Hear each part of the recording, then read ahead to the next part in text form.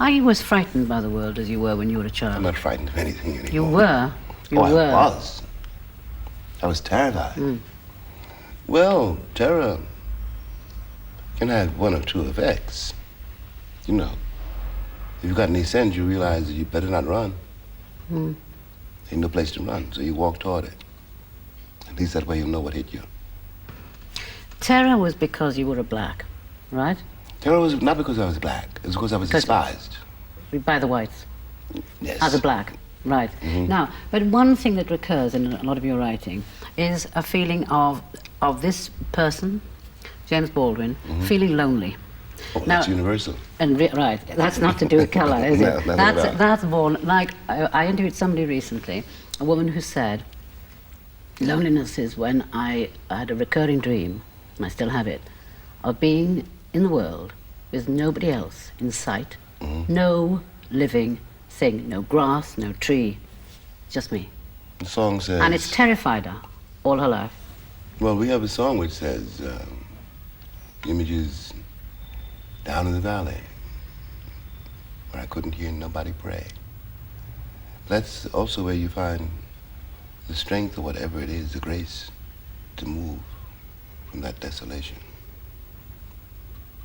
When you moved from America to France, as a young man with not much hope of much of a living, were you fleeing for company? Were you fleeing from loneliness, from terror? What were you doing? Well, the truth about that is my baby sister, whom I named, was born the day her father died. And in my own mind, I was in effect her father. But I had worked for the Army, I had worked for the Post Office, I had worked for all kinds of people for quite a long time by that time. And I knew I could not survive the Post Office for 17 years, which I thought would be the time that she would need to be able to take care of herself. I'd be 36, and assuming I'd survive with the Post Office, which was very unlikely, it'd be too late to start. So I had no choice but to jump. You know, that was when all my eggs, as you say, were in one basket. I had to become a writer or perish. And so I jumped. But you left her. I had to leave her in order to survive. Well, in order not to betray her, I had to leave. When you write the book. When you went to France, you were saying, as a writer, were you not, that you were not going to write as a Negro writer, as a Negro man. You wanted to be a man, a writer, taking what you knew to other people, find out where it connects with other people. Exactly. Yeah. Was it easier to do in France than anywhere else? Well, it was easier. I'm not sure if that's ever easy, but it was easier in France because at least there I was released from the hostile eyes of white Americans. I was released. You see, the worst thing about that is that first the world calls you a nigger, and imperceptibly you begin to call yourself a nigger. You begin to react that way. You begin to confirm the world's judgment. And that was beginning to happen to me in New York. I was so touchy that I was like a spring. I began to invent insults and danger. I realized that I was doing it to myself. And so I had to get away and find out who I was, not what I was, but who. And since I was up the French, very, well, if you're not French in France, you simply don't exist. And I was invisible in France, and that was what I needed. But when you went to France, what got me, amused me in one of your essays, I think I read it, was you, in order to find out who you were, you actually took a typewriter and some Bessie Smith records. That's right. To remind you who you were. What did Well, that I didn't mean? do that. Why the Bessie?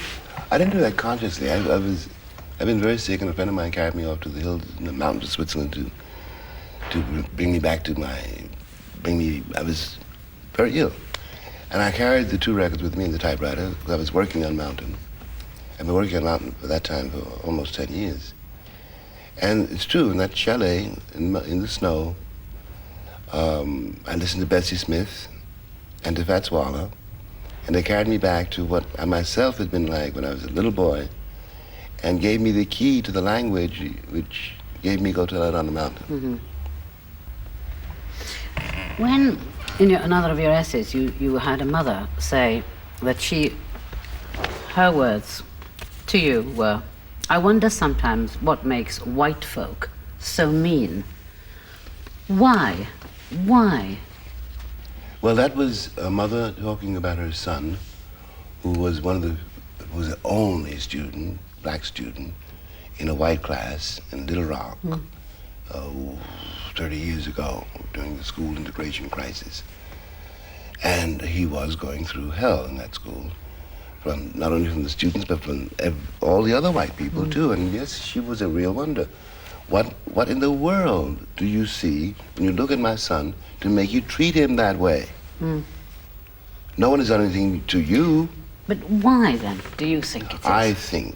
I really think that, though it may sound a little strange, I think that the hardest thing for any human being to do is to forgive somebody they know they've wronged. So that white people live with a guilt.